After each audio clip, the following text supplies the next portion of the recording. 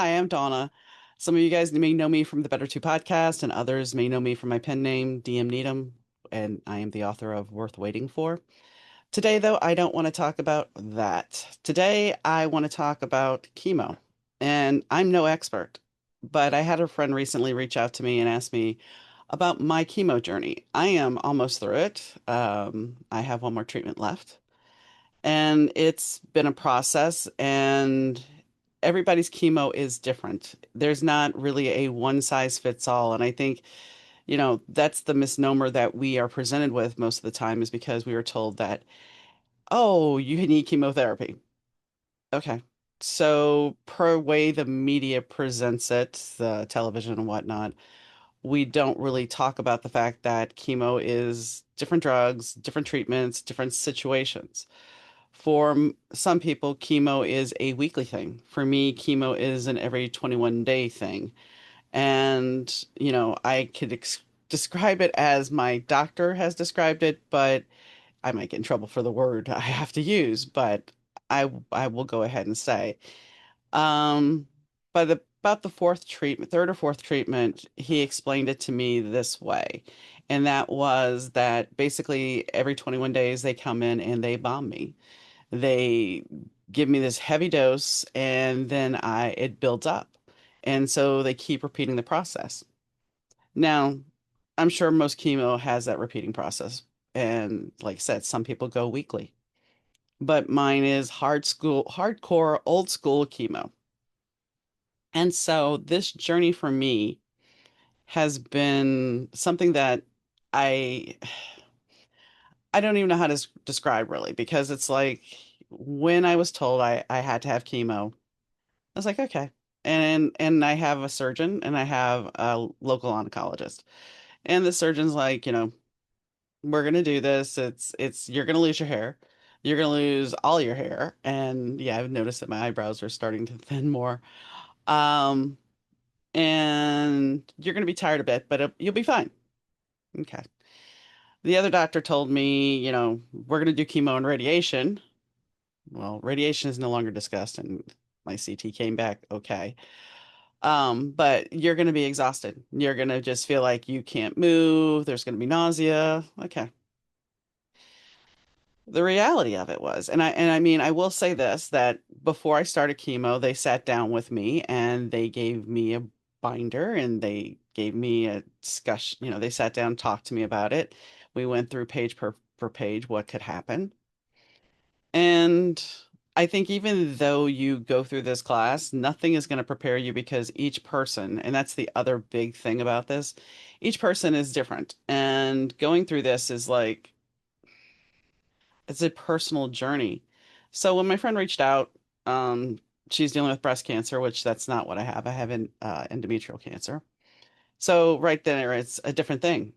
And there's a whole different um perplexing thing you go through as a cancer patient, as a cancer survivor, and depending on where your cancer is. But the thing about having what she's going through and what I'm going through, and I've had other friends go through breast cancer. I've had a lot of people I know that have gone through breast cancer. And the one thing about that is it's a more visible cancer where unless if I didn't lose my hair, I don't think anybody would have really known. I could have kept it to myself and nobody would have known. Um, but sometimes we want people to know, and that's why I'm doing this, is because I want people to understand that chemo treatment is going to be different for everybody. And so the first treatment I went through the next day, my friend took me out. The nausea, the medication, they gave me three different medications for nausea, and that was fine. I thought, okay, I'm good. The next day after, so I go on Fridays, so Sunday, I was tired.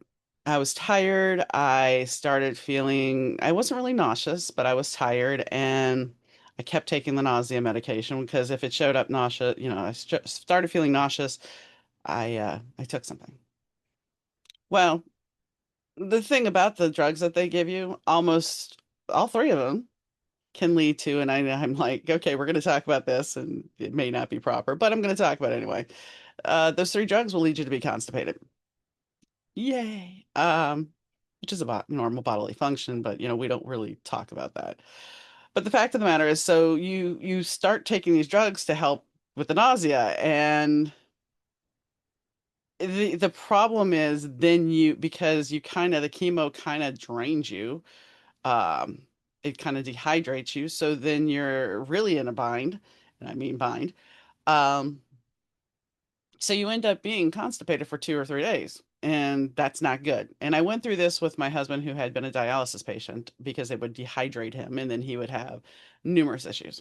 So you're taking supplements, or not supplements, but stool softeners and other things to try to get things moving.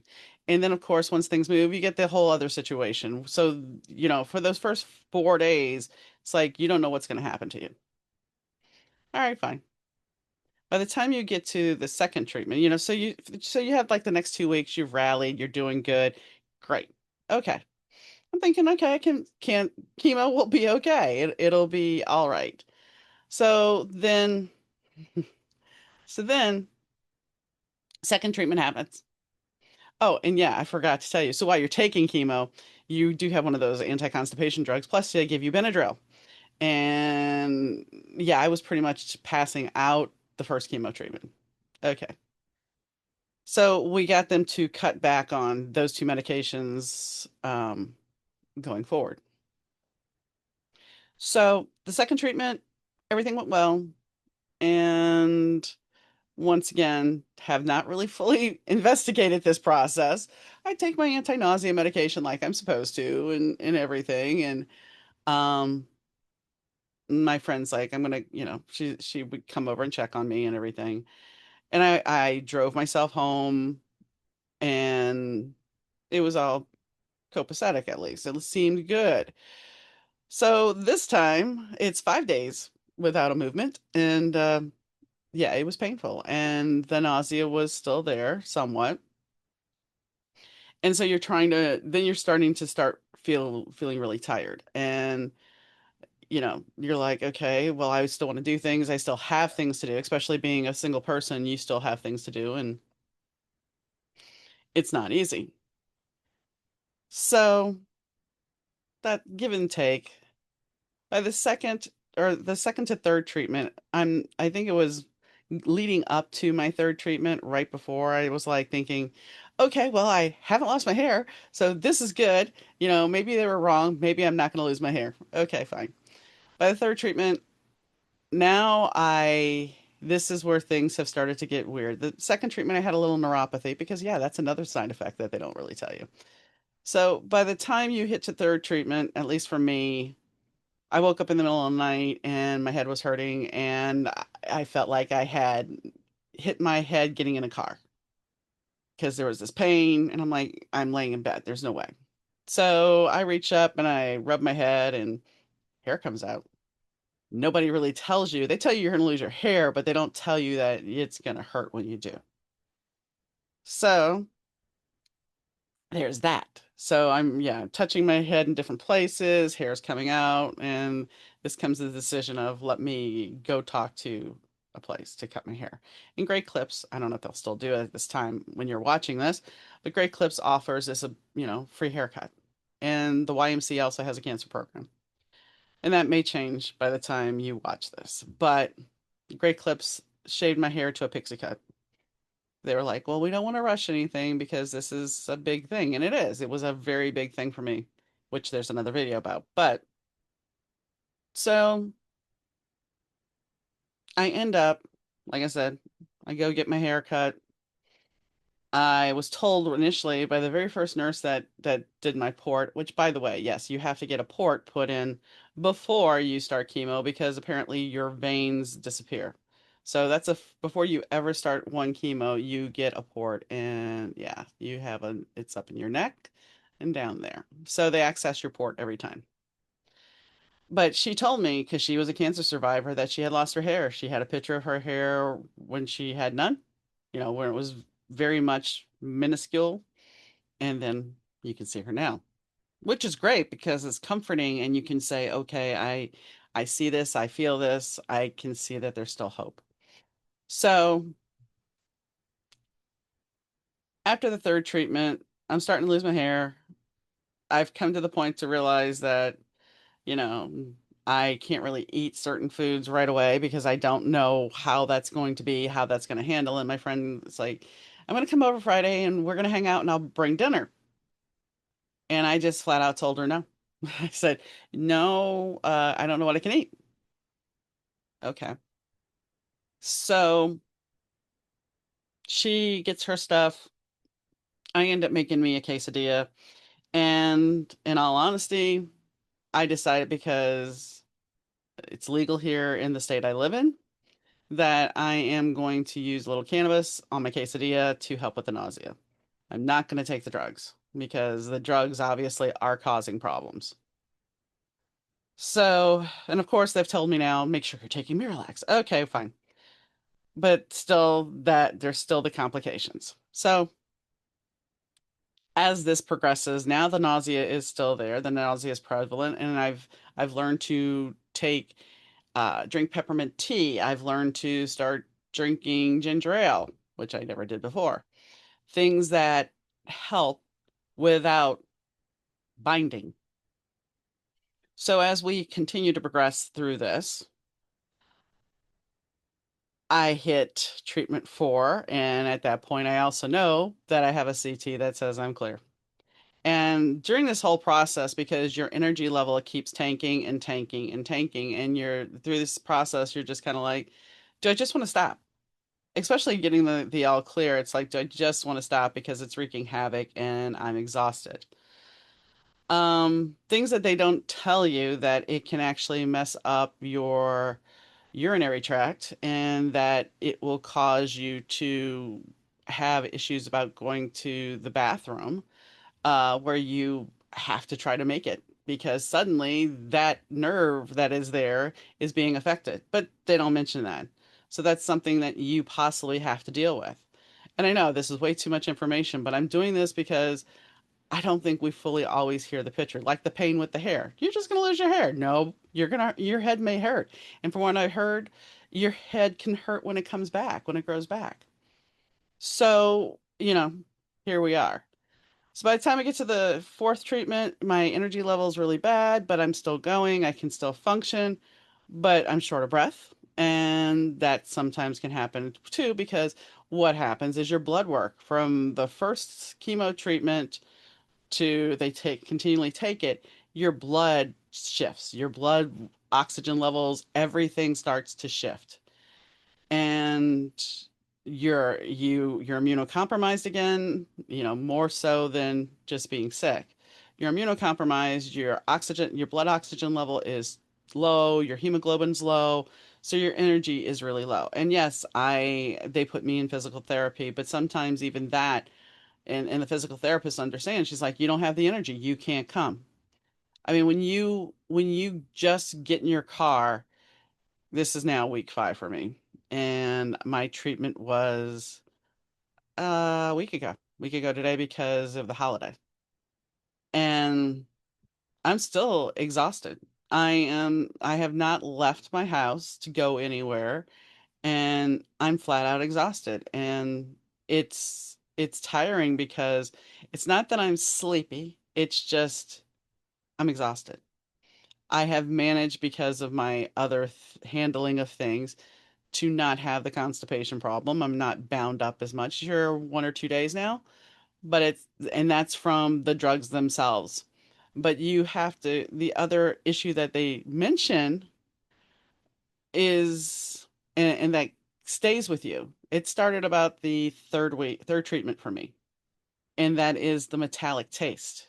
So water, which you need to drink because you need to flush all those chemicals out of your system, suddenly has a metallic taste. And I'm fortunate so far, and I only have one treatment left. So far, I can still eat with metal utensils. They mention in the teach that food may get so bad metallic wise, which I haven't had, um, and your taste buds get so screwed up that you can't eat with metal, that you have to eat with plasticware because it's just that bad. So chemo affects your energy, it affects your hair, it can affect your heart, it can affect your oxygen levels, it can affect your taste buds, it can affect your bathroom habits.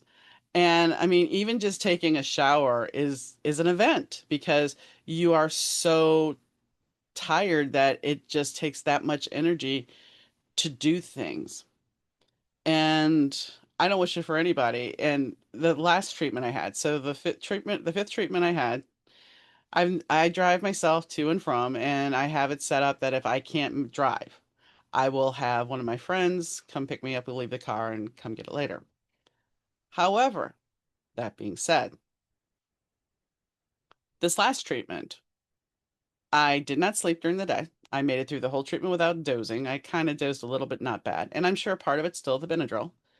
But I got home and I turned on my TV because I'm like, I'm just going to chill for a few minutes. I turned it off in 5 minutes and closed my eyes. And 2 hours later, I woke up after getting a text.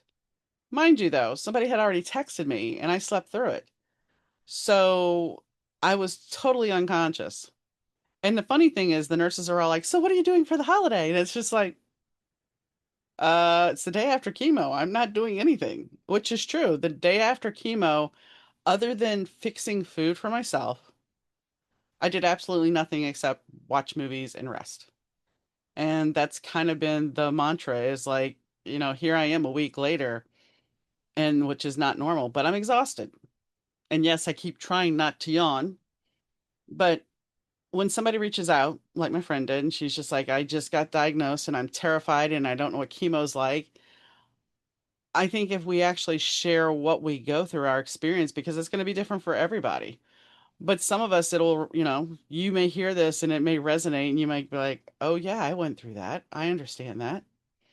I'm fortunate enough that I'm not going to have to go through radiation. And from what I was told about the radiation, that it would end up causing more problems for me down the line. So fortunately, I have one more treatment of chemo and then I get to ring the bell. And I don't know what that final thing is going to feel like. I don't know how long it's going to take me down. And when I was talking to someone yesterday, they were talking about Princess Kate and that, or Princess Catherine, and that it's taken her about a year to get back to normal. And so I most likely will do another video about a few months from now just to give you guys an update of how chemo is because you've changed your system and we'll see if my hair comes back. And if it doesn't, I'm okay with it. I'm okay with being a cue ball.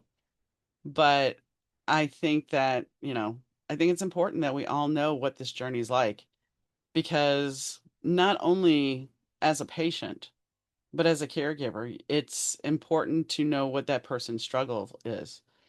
When they told me I needed a port, because I was like, I don't want to, you can, do blood work in my veins, even though my veins aren't the best. Um, they don't, they tell you you need a port because your veins are going to be non-existent. And that's kind of scary to think about, but that's the way it is. So when you go to chemo, this is the other part of chemo, every week you will have blood work. You will go get blood work. And for me, they would do an infusion because of being dehydrated. I knew about ports because my husband had a dialysis port. It's not the same, but it's similar. And if and when you go for your CT during, after your third treatment, they usually will send you for a CT. Granted, it was right before my fourth treatment that I got it, but the thing about it is make sure you go to your cancer center, have them flush and do your port. That way you are already tagged because I was told, oh yeah, it'll be fine. They can handle that.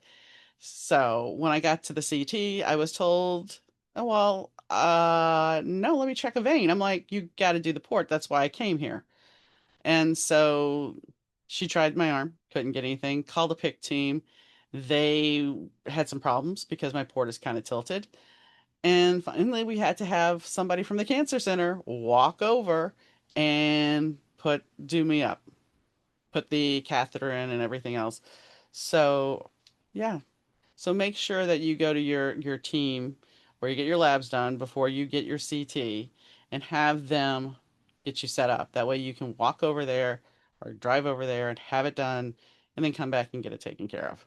It's important because my appointment was at 1 o'clock and I was not done with all the shenanigans until 2:20. and I had an appointment at the cancer center afterwards. So make sure that you're doing things that are make it easier for you because this is a journey. You're going to get worn out, you're going to get tired, and you're going to want to give up. But the fact is, even though I would love not to make the sixth treatment, I know it's going to give me the best chance of survival. And so tolerate it, deal with it, and keep going because you got this. You know, cancer can be beat, and you can live a full and healthy life even after it. My grandmother never even had chemotherapy. She just had the issues. She had a full hysterectomy. She had ovarian cancer, and she was fortunate that it was one and done. So, and she lived to be 76 years old, and she had this done in her 50s, and she lived a full life. So understand that cancer can be beaten. It may be a pain in the ass. It may take a toll on you. It may wear you down, but you got this. And understand that if you need support, there's people there that have been on this journey and they're willing to be there for you. So, on that note, I hope you have a great day. And if you have any questions, just reach out. Take care, guys. Bye.